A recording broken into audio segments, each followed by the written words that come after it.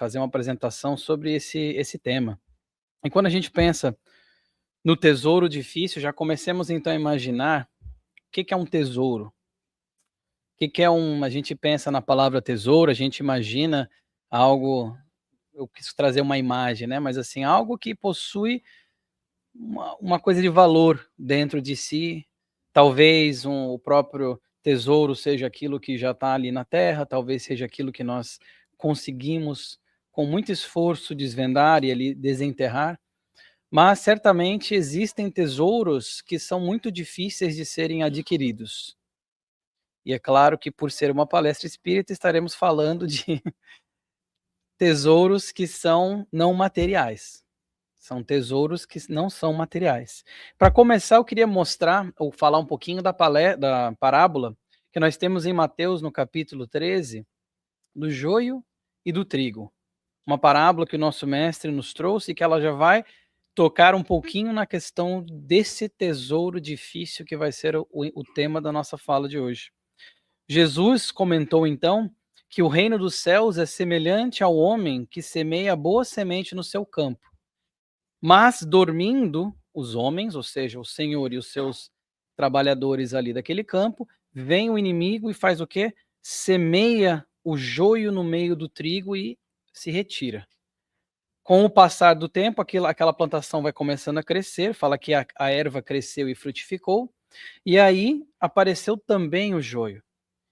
E os servos ali, os trabalhadores daquele local, ficaram sem entender, chegaram então para o Senhor e falaram assim: mas, Senhor, não semeaste no teu campo a boa semente? Ou seja, o trigo, que a plantação era uma plantação de trigo. Por que então tem o joio ali, se semeaste a boa semente? E aquele senhor, então, muito sábio, pega e fala: o inimigo é quem fez isso. Ou seja, ele já sabia, então, que foi o inimigo que tinha semeado o joio.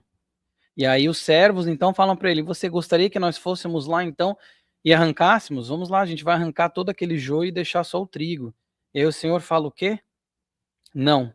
Para que ao colher o joio não arranqueis, ou seja, quando for retirar o joio, não arranqueis também o trigo. Porque até como a gente pode ver pela foto, o joio e o trigo são muito parecidos. À medida que eles vão crescendo, que dá para distinguir melhor. Mas quando eles estão na fase inicial, eles são duas plantas que são muito similares quando estão germinando ali. Então, aquele senhor, com toda aquela sabedoria, ele entendia que se eles fossem lá tentar arrancar tudo que parecia joio, eles arrancariam no processo o trigo também. Correria muito risco de arrancar o trigo, que é a semente boa, que é a semente que eles estariam plantando e gostariam que crescesse naquele campo.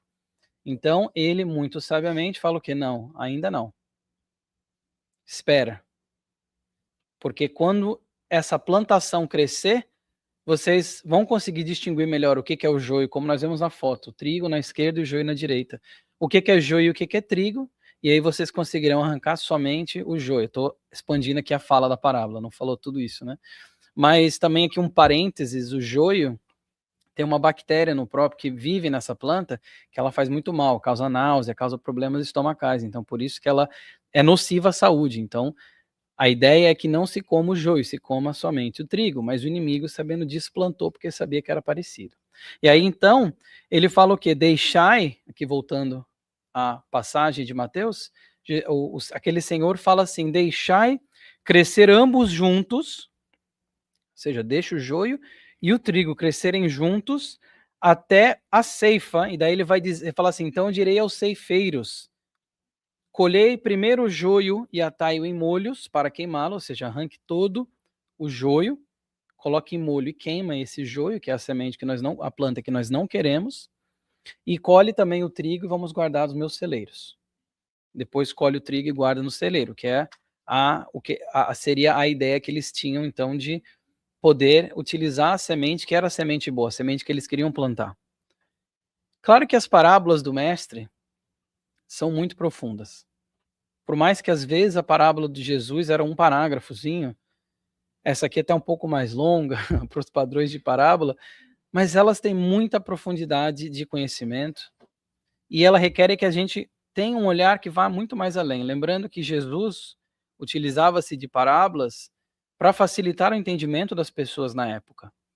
E até hoje a gente fica tentando pensar e entender de fato o que significa a mensagem das parábolas. A palavra parábola que significa deixar de lado, parabola, que a parábola é justamente isso, não é uma história contada direcionada a alguém especificamente apontando o dedo.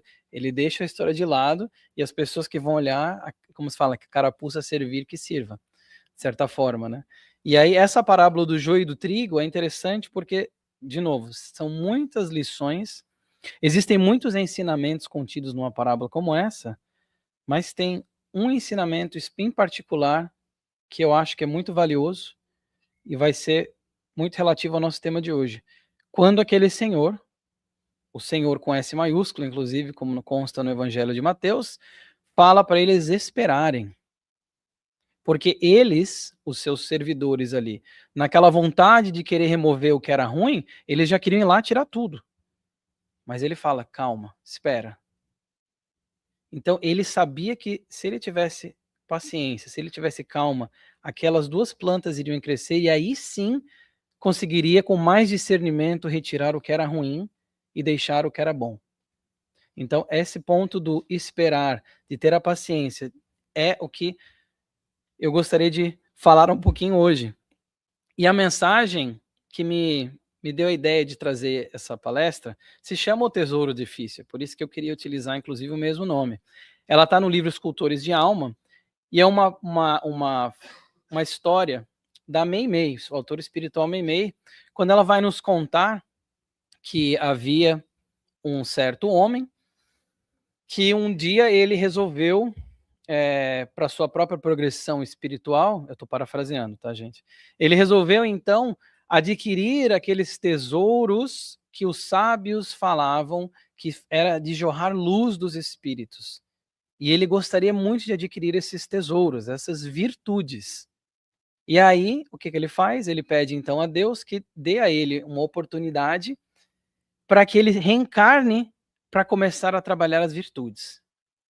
A primeira que ele escolhe para começar a trabalhar em si mesmo é a beneficência. Então aquele homem reencarna, tem ali a anuência de Deus para poder trabalhar a beneficência. Ele vem totalmente abastado, com muito dinheiro, e ele com facilidade consegue distribuir todos os seus bens, não se apegar aos bens materiais e ser um grande pilar da sua comunidade por causa do seu trabalho beneficente. Ele desencarna, volta ao plano espiritual, tendo ali adquirido, vamos dizer, a beneficência, ele então pede para retornar, para agora adquirir o discernimento. Ele nasce numa família com muitos, que proporciona a ele muitas oportunidades de conhecimento, estuda nas melhores escolas da sua região, da sua época, e consegue, a Memei vai dizer, devassar situações e indivíduos, ou seja, entendimento mesmo das pessoas e das situações. Então ele conseguiu discernimento, ele desencarna. E aí ele no plano espiritual, então ele pede, agora eu gostaria da lição da arte. Reencarna, tem as oportunidades, desenvolve-se e se torna artista super reconhecido, famoso. Desencarna. E aí ele encarna de novo, dessa vez ele pede a simplicidade. Queria trabalhar a virtude da simplicidade. Ele encarna em família, em local muito humilde, e ele consegue ser feliz com o mínimo. Consegue, então, trabalhar ali a simplicidade e a humildade. E aí ele desencarna e fica nesse processo, como ela fala, no itinerário do tempo e no espaço. Depois da simplicidade, ele pede a oportunidade de exercer o carisma da autoridade. Ele encarna, estuda, se transforma em um exímio juiz e consegue ajudar muitas pessoas através do seu conhecimento, da sua inteligência, naquela função de juiz, tendo autoridade. Desencarna, encarna novamente. Dessa vez, ele pede para encarnar como tendo o dom da palavra. Então ele encarna, já consegue distribuir as palavras de luz, iluminando corações por toda a sua vida. Se transforma em orador, falando das verdades do Espírito. E ele consegue também ter o dom da palavra, essa virtude. Ele desencarna. E aí nessa outra reencarnação ele fala assim, agora eu quero trabalhar a paciência. Aí ele encarna para trabalhar a paciência, e ele desencarna sem ter adquirido a paciência. Aí ele pede de novo, aí ele reencarna de novo para trabalhar a paciência. Ele desencarna sem ter adquirido a paciência. Vez após vez após vez. A Meimei vai nos falar que os abnegados instrutores espirituais vão dizer que este homem já passou por 800 anos de reencarnações sem adquirir a paciência. Ela fala, e o tesouro da paciência nada conseguiu. Olha que interessante essa história. Eu fiquei chocado quando eu li essa história. 800 anos reencarnando, encarnando, tentando adquirir a paciência. A primeira coisa que eu pensei foi, que bom, não sou só eu então, que tem dificuldade de adquirir a paciência. Vejamos todas as outras virtudes que ele conseguiu até mesmo de primeira. Mas mas a paciência, ele pediu as situações que fizessem ele desenvolver a paciência, e ele falhou, e falhou, e falhou, e falhou. Quando foi escrito esse livro, estava no tempo presente, dizia que ele já estava há 800 anos, e quanto ao tesouro da paciência, nada teria visto ainda. Ou seja, ele não conseguiu adquirir ainda, e esse é o título da palestra, esse é o título da mensagem, o tesouro difícil, que é a bendita virtude da paciência. Tão difícil de ser adquirida. Então, para vocês achavam que era só vocês aí, presta atenção nesse cidadão, nesse espírito que está 800 anos, sei lá quanto tempo a gente está tentando adquirir a paciência de fato, né? E aí no livro Consolador, então, falando um pouquinho da virtude, para a gente falar de paciência, eles perguntam ao Emmanuel, a virtude é concessão de Deus ou é aquisição da criatura? O Emmanuel vai falar que a dor, a luta e a experiência constituem uma oportunidade sagrada concedida por Deus às suas criaturas, em todos os tempos. Todavia, a virtude é sempre uma sublime e imorredora aquisição do espírito nas estradas da vida, incorporada eternamente aos seus valores, conquistados pelo trabalho, no esforço próprio. Então, as virtudes são essas aquisições, lembremos do tesouro difícil, são essas aquisições do espírito na sua caminhada imortal, mas sempre através do esforço próprio. Não tem como terceirizar a aquisição da paciência. Poxa, e muita gente fala, poxa, pois é, eu penso a mesma coisa. Seria tão mais fácil, mas aí a gente sabe que não seria meritório. Então, por esforço próprio, nós vamos trabalhando as virtudes à medida que as ocasiões, que muitas vezes nós mesmos pedimos, são as provas, por exemplo, que nós pedimos antes de reencarnar, durante o nosso planejamento reencarnatório, a gente pede as provas para poder trabalhar certas virtudes com o auxílio dos amigos espirituais, e a paciência é uma delas.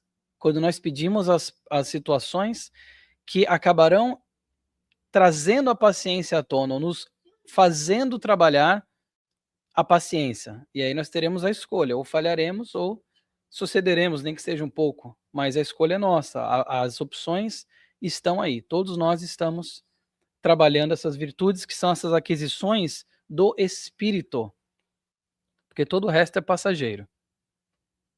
Todo o resto é passageiro. Os tesouros que nós adquirimos aqui físicos, tudo que nós possuímos aqui físico, vai voltar ao pó. Vai ficar para trás. Como já ficaram tantos impérios e tantos avatares que nós mesmos, corpóreos, já adotamos em outras reencarnações. Isso tudo vai ficar para trás como já ficou para trás. O que não vai ficar para trás são os tesouros que as traças não corroem, aliás, que as traças não consomem, que a ferrugem não corrói, que os ladrões não roubam, as virtudes. Isso que nós levaremos conosco. E o que é a paciência, então? Como adquiri-la? Que pergunta boa, que bom, né? Tem resposta, né? Tem resposta. Não sei se vocês vão gostar da resposta, mas tem resposta. A verdadeira paciência é sempre uma exteriorização da alma que realizou muito amor em si própria, para dá-lo a outrem na exemplificação. Aí vai dizer, é com a iluminação espiritual do nosso íntimo que adquirimos estes valores sagrados da tolerância esclarecida. Vejamos que bonito, né? A paciência como tesouro difícil, como sendo a tolerância esclarecida. Fazendo aqui uma analogia, fazendo talvez um paralelo, Emmanuel, com a questão da tolerância, com a questão do esperar. A palavra paciência em si, no latim patientia, que quer dizer suportar, nós temos essa forma de resignação que tem muito a ver com a paciência, da espera, da calma, da resignação, da fé também. Quando nós temos a fé que aquilo é a escolha certa, que estamos sendo pacientes. E aí o Emmanuel fala perfeitamente aqui, como a iluminação espiritual do nosso íntimo. E a paciência em si, como ele fala, achei muito bonita essa passagem, é uma exteriorização da alma. Pensamos nas pessoas que já passaram por esta terra. Verdadeiros símbolos do amor cristão. Como que elas exemplificavam a paciência. E nós vamos ver que todas elas tinham dificuldades, mas demonstravam resignação, demonstravam também paciência, todas elas. Todos os mártires do cristianismo, todas as pessoas que tanto trabalharam para o bem, tinham a paciência. Claro que algumas, como o nosso querido mestre espírito crístico, tinham muito mais elevadas, outros ainda trabalhando, mas é interessante nós vermos que tem esse ponto, esse elemento comum entre essas pessoas, que é a paciência através da exemplificação. Então, não cair em atos coléricos, não revidar, saber perdoar, saber esperar, respeitar o tempo de Deus. Isso nós vimos e nós continuaremos vendo nesses espíritos que são iluminados, que passam por aqui para legar sementes de luz para nós. E aqui no livro Deus Conosco, Emmanuel, ele tem uma mensagem também muito bela sobre a paciência, quando ele vai dizer que é a perseverança no bem, através de todas as vicissitudes e todas as circunstâncias. Sem ela, o aprendizado da existência se resume a recapitulações infinitas nos séculos incessantes. Não adianta, se nós não adquirirmos as virtudes que nós temos que adquirir, nós iremos ter as lições para continuar adquirindo. Como fala ali, recapitulações. Recapitularemos a lição tal qual o aluno de uma série qualquer que tentou aprender, não conseguiu, teve que repetir a série para aprender aquela lição, para então avançar adiante. A paciência também é assim. Ué, por quê? Porque, como ele fala ali, essa perseverança no bem através das vicissitudes. E é aí que está ligada a paciência com a questão do suportar, a questão do esperar. Como é que nós aprendemos o lema de Abigail? Ama, as 4 palavrinhas, não é? Ama, trabalha, espera e perdoa, que também tem a ver com a paciência. Aliás, todas elas têm o trabalho, o amor também. A paciência está em todas elas. Mas o espera é um pouco mais óbvio. O esperar. Esperar o quê? E é aí que nós vamos vendo como que a paciência se descortina como esse tesouro difícil. O Emmanuel vai dizer, não ouvides que é preciso, ou seja, não esqueças, que é preciso paciência na dor e na alegria. Na alegria? Na dor é mais óbvio, né? A gente saber que às vezes tem que suportar certas dificuldades com paciência. Na alegria? Claro. Quando nós estamos numa marcha para frente, na marcha do bem, quando nós estamos melhorando, nós estamos, apesar de saber e ter a alegria do espírito que estamos evoluindo, nós temos que ter paciência nessa caminhada, porque a natureza não dá saltos, e nem o espírito, que também é natureza, também faz parte da criação de Deus. Então, ter a paciência é importante também nos momentos de alegria. Se nós formos começar uma plantação de trigo, esperando que aquilo vai resultar em algo para que nós comamos depois, vamos colocar as sementes lá, estaremos felizes em ver aquela semente crescendo, mas temos que ter paciência para que ela cresça. Mesmo sendo algo alegre. Olha que bonita essa semente, como está crescendo, essa plantinha que está se desenvolvendo. Mas não importa quão alegre eu esteja com aquilo, eu tenho que esperar a semente crescer, ela atingir o seu curso. E na dor, é claro que paciência na dor, quando nós passamos, às vezes, por uma dor que provém de uma prova, que nós mesmos escolhemos, ou muitas vezes uma dor que vem de uma expiação.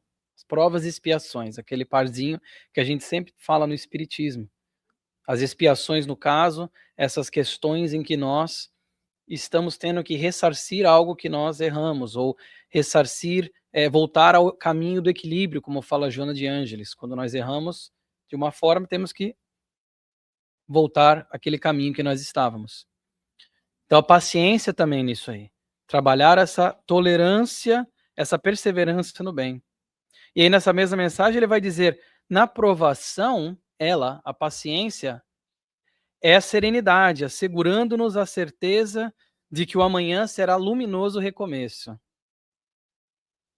Então, na provação, a paciência, ela se manifesta através da serenidade. Olha que legal. Uma prima aqui da paciência, a serenidade. Assegurando-nos a certeza, ou seja, tendo aquela fé, falei da fé, né? Tendo aquela fé, aquela certeza de que o amanhã será luminoso recomeço. Não importa quão densa é a noite, jamais o dia se atrasará por conta disto. Nas horas de calmaria é a temperança, sussurrando-nos a necessidade de equilíbrio para que se não nos fira a consciência. A temperança.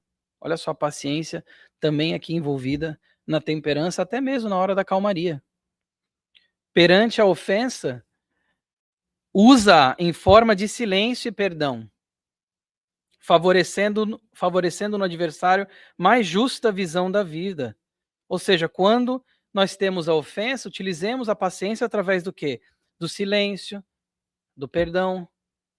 E isso vai ser uma exteriorização, lembra que a gente viu no slide anterior, 2 slides atrás, uma exteriorização da alma que já trabalhou muito o amor em si mesmo.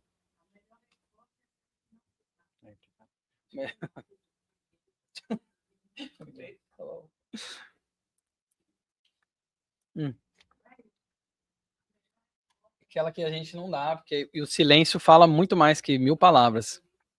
Então, não, tá bom, obrigado. Então, perante a ofensa, olha quando é que a paciência vai se demonstrar.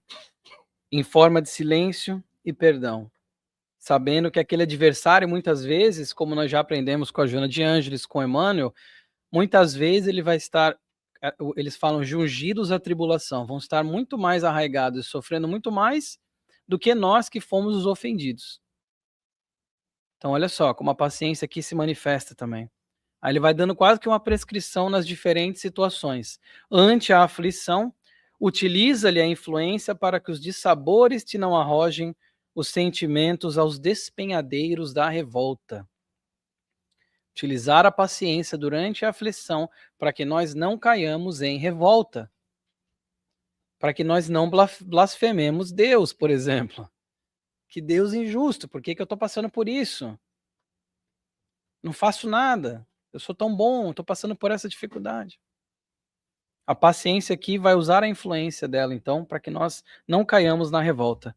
À frente da tempestade de qualquer procedência, refugia-te em seu templo de bondade tranquila e espera sempre. À frente da tempestade de qualquer procedência, qualquer tipo de tempestade, refugia-te em teu templo de bondade da paciência, que a paciência nos traz. E é claro que isso tudo é muito difícil de executar, mas nós temos que ter em mente qual que é o nosso norte, qual que é a nossa rota. E o Emmanuel está falando aqui em vários momentos da nossa vida como que nós podemos utilizar, então, a paciência. Falando até na questão do templo da bondade. Olha que bonito, né? Paciência, então, essa virtude tão difícil de ser adquirida, o tesouro difícil, lembrem do nome da palestra. Mas que quando nós conseguimos utilizar nem que seja um pouco dela, trabalhar um pouco dela em nós mesmos, que não dá para terceirizar o trabalho da paciência, nós conseguimos, de fato, utilizar ela em tantas formas, tanto na dor quanto na alegria. E a paciência, como virtude, como tema, ela também aparece no Evangelho segundo o Espiritismo. No capítulo 9, nós temos uma mensagem intitulada A Paciência. Esse é o nome da mensagem. Ela veio do um espírito amigo. Esse foi o benfeitor espiritual que repassou essa mensagem. E ele fala uma frase muito, muito bela, que começa assim: a dor é uma bênção que Deus envia aos seus eleitos. É uma frase que eu gosto de trazer nas palestras. Porque é quase que paradoxal quando a gente lê. É difícil compreender essa frase. A dor é uma bênção que Deus envia aos seus eleitos. E aí ele vai continuar dizendo para que nós não nos aflijamos, pois quando nós sofrermos, porque antes nós devemos bem dizer a Deus que pela dor neste mundo nos marcou para a glória no céu. Então, a dor é essa bênção que Deus envia aos seus eleitos. Ele fala assim: não vos aflijais, então, quando sofrerdes, porque, ao contrário, bem dizer ao Deus onipotente que lhes marcou pela dor neste mundo, o mundo de provas e expiações, para a glória no céu. Mas é tão difícil, de fato, a gente aplicar esse conhecimento. Porque eu não conheço ninguém que, quando a dor visita, a primeira resposta é: ah, que bênção, ai, que bom. Ai, que maravilha essa dor que está vindo aqui. Que maravilha esse diagnóstico seríssimo que eu recebi. De sofrer muitos anos aí à frente. A gente não tem esse discernimento ainda. Não sei se tem algum espírito muito evoluído aqui em nós, mas na maioria eu diria que não. Diga. Mas esse aprendizado que vem com essa dor, ela veio com a dor porque não houve chance de obter aprendizado com amor, ou é necessário realmente só com a dor? Poderia ter sido com amor. Sim, poderia ter sido com amor. É impossível a gente saber todos os casos, mas vamos falar de uma forma bem geral. Se nós não aprendemos com amor, aprendemos com a dor. Então, assim, quando a gente passa por um sofrimento, pode ser uma prova, uma expiação, uma é escolhida e outra é necessária, e a dor pode ter certeza que ela é uma prova e também é uma expiação. Ela está nos dois componentes, então é invariável. Então, por mais que eu escolha o sofrimento para aprender a amar por uma prova, ainda assim é um aprendizado. A dor é essa professora indigesta.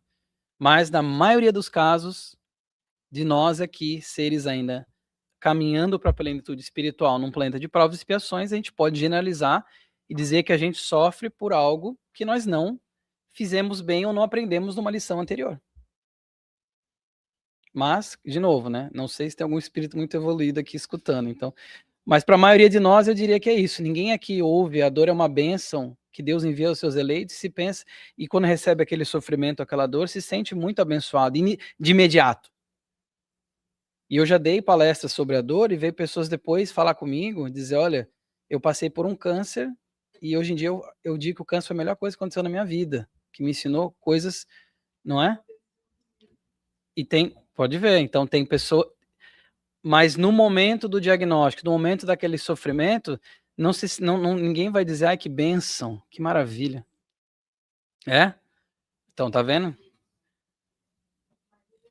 Então, tá vendo? Falando, tem pessoas que aprendem sem precisar tanto de uma expiação muito forte, mas a verdade é que, assim, quando nós pensamos que a dor é essa bênção que Deus envia aos seus eleitos, por quê? Porque nós estamos sendo, ele fala, o Espírito Amigo fala, marcados neste mundo.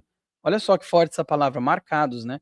Estamos passando por algo neste mundo para que nós tenhamos algo muito melhor após, porque não existe nada que num estágio evolutivo que nem o nosso não sofra.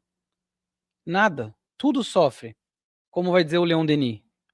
A planta, quando vai quebrar a casca para germinar, nós, seres humanos, os animais, a criança, quando sai do ventre, chora porque o pulmão dói, tudo sofre. Mas também tudo é amor, porque Deus é amor. E Deus está em tudo. Tudo é criação de Deus. Então nós entendemos como que a paciência, ele vai dizer, legal, né? Que a paciência também é uma caridade. Olha só, caridade por quê? Em perdoarmos aqueles que Deus colocou no nosso caminho para serem instrumentos de nosso sofrer e para provarem a nossa paciência. Então a paciência, olha só, é também uma exemplificação da caridade. Por quê? Porque quando nós nós nos portamos com paciência perante alguém que nos ofende, ou algum, né, como fala ali, instrumentos do nosso sofrer, que Deus colocou em nosso caminho para a gente sofrer, a gente também está fazendo uma caridade com aquela paciência que nós exalamos de nós mesmos também. Então a paciência também é uma caridade, por isso que é uma virtude tão difícil, por isso que é um tesouro tão difícil, porque permeia todos os aspectos da nossa evolução. E ela toca num ponto que é a nossa ainda inabilidade de enxergar as coisas 100% com os olhos de um espírito imortal. A gente ainda enxerga as coisas com a nossa capacidade de raciocínio limitada. Se eu pedir para alguém imaginar quanto que é 2.000 anos, imagina agora quanto que é 5 milhões de anos. Não tem quem consiga mensurar na cabeça, a gente não consegue. E tá tudo bem, porque a gente está evoluindo, a gente vai aprendendo sempre mais e mais. A paciência através da caridade me lembra também de uma passagem, essa psicografada pelo Chico e pelo Valdo, um livro que foi do Hilário, aquele companheiro do André Luiz, o Hilário, quem já leu o Nosso Lar. E ele vai contar o caso dessa moça, senhora, né, que era uma enfermeira, e ela tinha uma doente que ela estava tratando lá, que a doente era muito, muito braba com ela, muito raivosa. E aí ela vinha falar com a doente, ela falava, olha, queria ler aqui uma passagenzinha do Evangelho segundo o Espiritismo para você, e a mulher cuspia nela, dizia, sai daqui, não quero nesse negócio. Aí ela vinha e falava, a senhora quer alguma coisa? Aí a doente falava, ó, eu quero água. Aí ela lá, foi lá, buscou água para ela tomou água. Na hora que ela tomou água, ela cuspiu a água na enfermeira. Falou, isso aqui, como é que você tem coragem de me dar uma água dessa? Essa água tá podre. Não tava, né? Mas essa água tá podre. Me traz chá, então, já que você não consegue trazer água. A enfermeira foi lá, buscou o chá, trouxe o chá, a senhora tomou o chá, cuspiu também. Esse chá tá frio? Como é que você me traz um chá frio? Isso é ridículo, não sei o quê, me traz um chá quente. A enfermeira foi lá, buscou o chá, fez o chá quente, trouxe o chá quente. E aí a senhora tomou o chá quente, e depois que ela tomou e se acalmou um pouquinho, a enfermeira falou, olha, eu tenho que lhe dar o seu remédio diário, senhora, posso lhe dar agora? Que ela viu que ela tinha se acalmado, né, porque o chá estava bom. E aí ela falou, tá bom, me dá esse remédio aí. Aí ela foi lá, deu o remédio, na hora que ela deu o remédio foi tão ruim, que o autor vai contar que ela pegou e assim, era uma colher, eu não sei se foi a unha ou a colher, mas cortou o braço da enfermeira, num momento de raiva, assim. Ela foi lá e bateu na enfermeira. Nessa mesma hora, essa pessoa, a enfermeira não falou nada, só que a doente, a senhora que estava hospitalizada, começou a chorar, porque se sentiu culpada, viu que... E aí ela começou a chorar, quando ela se acalmou, ela falou assim, olha, pega esse livro que você quer ler aí, porque se a religião do Cristo que você abraçou te faz me tratar assim, depois de eu te tratar assim, eu quero saber que religião é essa. E aí ela começou a ler o Evangelho segundo o Espiritismo, ela abriu aleatoriamente numa página e caiu exatamente na paciência. Nessa passagem, a dor é uma bênção que Deus envia aos seus eleitos. E aquela mulher estava sofrendo muito, aquela mulher que estava no hospital. E elas começaram a conversar, e aí uns dias depois ela foi discharged, ela foi... teve alta do hospital, e ela já estava, dizia lá, não estava mais obsidiada. Olha que interessante a escolha de palavras, né, do autor. E ela não estava mais obsidiada, e ela já tinha, então, feito amizade com aquela enfermeira, e a enfermeira havia contado para ela que ela tinha planos de fazer muitas coisas caridosas, construir orfanatos, escolas, asilos e tal, e aí a moça deu dinheiro para ela. E ela construiu...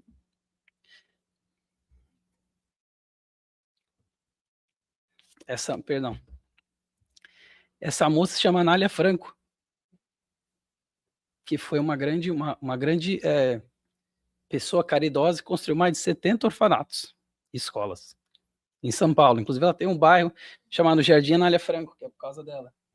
Então, olha aí, nasceu lá, né? Bonita a história, né? Que ela, através da paciência dela, ela modificou o coração daquela pessoa, né? E recebeu o primeiro dinheiro, a primeira doação para efetuar o trabalho tão belo que ela efetuou. Então a gente vê como essas ações são importantes, né? Como que a paciência realmente é essa caridade. E aí eles vão continuar dizendo assim no Evangelho segundo o Espiritismo.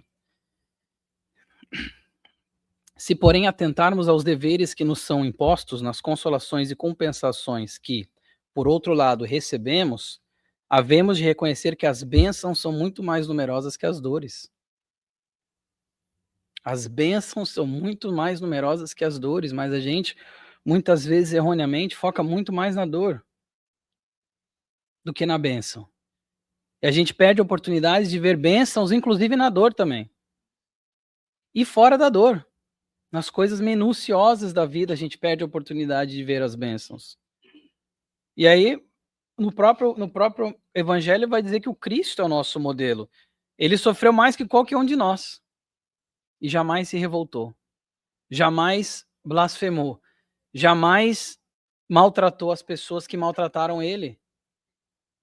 Como que fala assim? Como que nós, então, não seremos pacientes? Eles falam assim, sedes, pois, pacientes. Sedes cristãos. Essa palavra resume tudo. Então, ser paciente é ser cristão. O exemplo da enfermeira, da Anália Franco. Olha se não foi um ato de ser uma pessoa cristã de verdade. Mas é difícil. Claro que é difícil.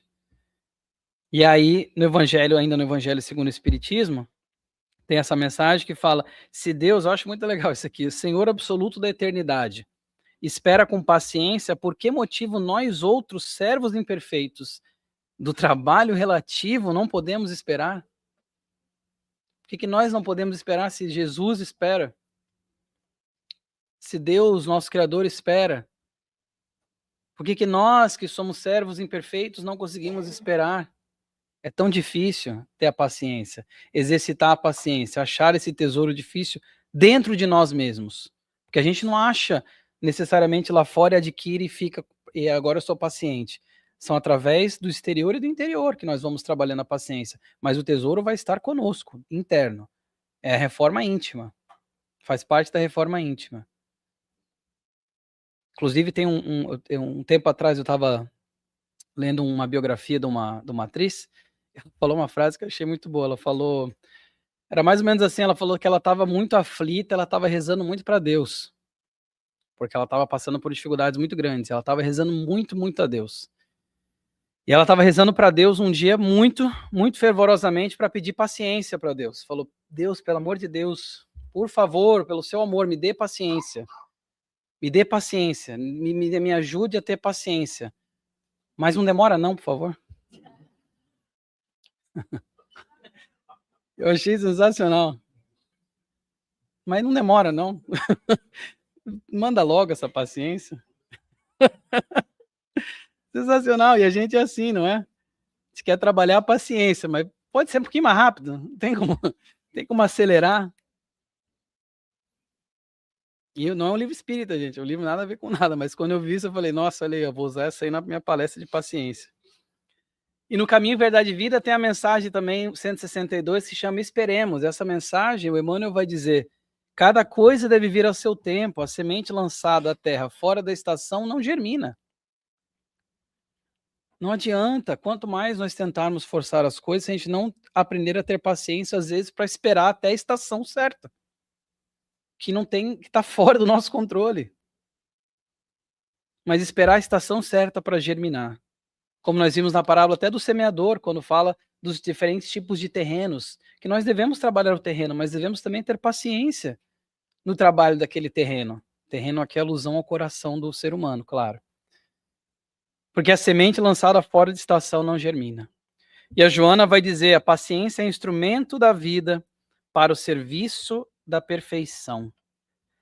E a outra mensagem que eu queria trazer da querida Joana aqui é a paciência é a virtude que te auxiliará na conquista dos bens do corpo, da alma, e ela adiciona, olha que legal, da sociedade. Porque viver em sociedade a gente aprende a paciência. Ou pelo menos a gente recebe as oportunidades para trabalhar a paciência. Acho que ninguém pode dizer que não. E aí ela vai dizer como é esse instrumento na vida para o serviço da perfeição.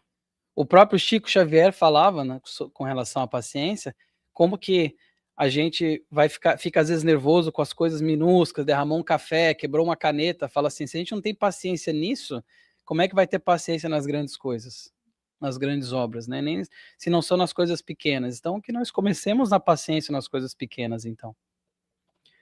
Mais adiante, essa mensagem também muito bonita do Emmanuel, ele vai dizer assim: exercitarás indefinidamente a paciência de ouvir, de renovar, de desculpar, de aprender, de auxiliar e de repetir.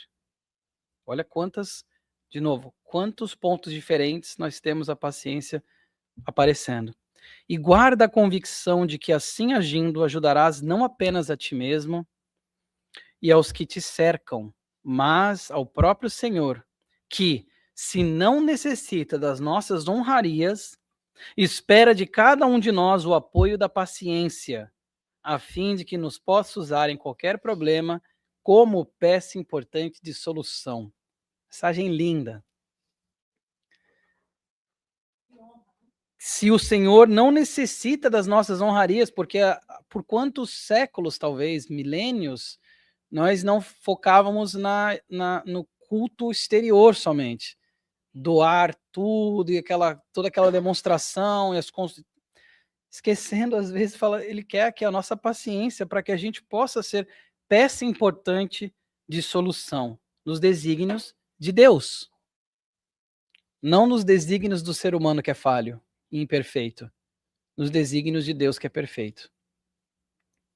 Então, ele está dizendo assim: guarda a convicção de que se pelo menos você conseguir exercitar a paciência no ouvir, no renovar, no desculpar, no repetir, no auxiliar e no perdoar, já estarás se colocando numa posição para ser essa peça importante de solução dos problemas que possam vir e que Deus vai nos utilizar daquela forma.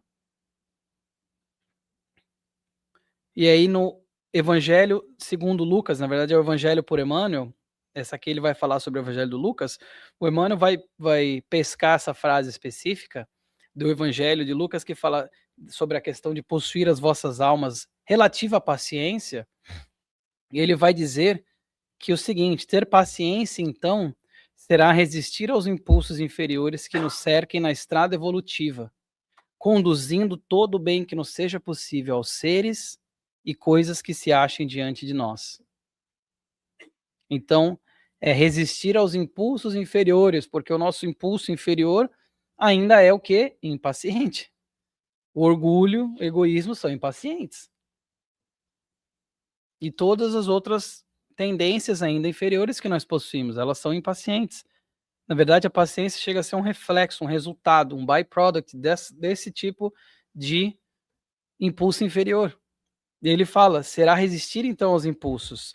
A paciência do Cristo, ele fala, é um livro aberto para todos os corações inclinados ao bem e à verdade. Olha que coisa mais linda. Como que Emmanuel fala que Jesus foi esse modelo e guia que nos mostrou a paciência, mesmo naquelas situações, mesmo sendo vilipendiado, maltratado, injuriado, caluniado, crucificado injustamente. Nós não vemos a revolta nos lábios do Mestre. Pelo contrário, nós vemos o perdão fluir-lhe espontaneamente naquele momento. Então é interessante, porque o Emmanuel, inclusive, ele fala, ter a paciência não é sorrir para as maldades humanas, nem conestar suas atividades indignas à face do mundo. Concordar alguém com todos os males da cena terrestre a pretexto de revelar essa virtude seria um contrassenso absurdo. Então não é simplesmente baixar a cabeça, vou ter paciência aqui, tá tudo ruim, não tem o que fazer. Não é essa desistência. Até porque a resignação não é passiva. A resignação é uma força muito ativa. E aí ele vai também dizer assim: alguém te prejudica, entrega o assunto ao tempo. O orgulho te humilhou? Deixa a resposta ao tempo, que requer a paciência. De provações que sofras, aguarda a voz do tempo. Recordações amargas, confia tudo ao tempo. Olha o mundo em que vives, o tempo tudo acerta. Serve, não percas tempo, todo o tempo é de Deus. Lindo, né? E como que nós vemos isso, né? Como que nós conseguimos utilizar isso em nossas vidas quando tem todas as situações que nós passamos e nós temos essas oportunidades, então, para conseguir utilizar a paciência, para conseguir colocar tudo isso aqui em prática. E ele vai colocando um por um. Olha o mundo em que vives, o tempo tudo acerta. Até quando nós pensamos que está tudo destruído, fisicamente falando, por exemplo, depois se reconstrói. A natureza se recicla. A natureza vai renascendo. Isso é a beleza. Por quê? Porque nós sabemos que tem toda uma paciência por trás disso, tem toda essa virtude que nós ainda estamos aprendendo a trabalhar. E aqui, para fechar nosso encontro de hoje, eu queria ler essa passagem, não surpresa, do Emmanuel, né? Que ele vai dizer o seguinte: aprendamos, pois, a suportar e a esperar, servindo sempre, oferecendo ao mundo e à vida, aos amigos e aos adversários o melhor de nós mesmos, e a paciência irradiar-se-á de nosso coração, como sendo divina mensagem do céu à terra, construindo em torno de nós, por nós e conosco, os sagrados alicerces sobre os quais erigirá Jesus para o mundo a glorificação do reino de Deus. É o final daquela mensagem que eu li no começo, de Deus conosco, do livro Deus conosco. Para que nós exercitamos a paciência, para que nós aprendamos essa virtude que não tem como fugir, como aquela pessoa que está 800 anos tentando, não tem como fugir, nós temos que trabalhar. Então, que nós aceitemos isso e comecemos a trabalhar a partir de hoje nas coisas pequenas, não tentando abraçar as coisas muito difíceis, sem ter conseguido as menores primeiro. Então, olha as pequenas situações que você pode ter no seu dia a dia, que você possa ter um pouquinho mais de paciência e coloque ali a intenção e faça realmente valer a pena vocês terem vindo aqui hoje ouvir uma palestra sobre essa virtude, esse tesouro tão difícil, que é a paciência. Então, que nós temos uma semana iluminada e de muita paciência.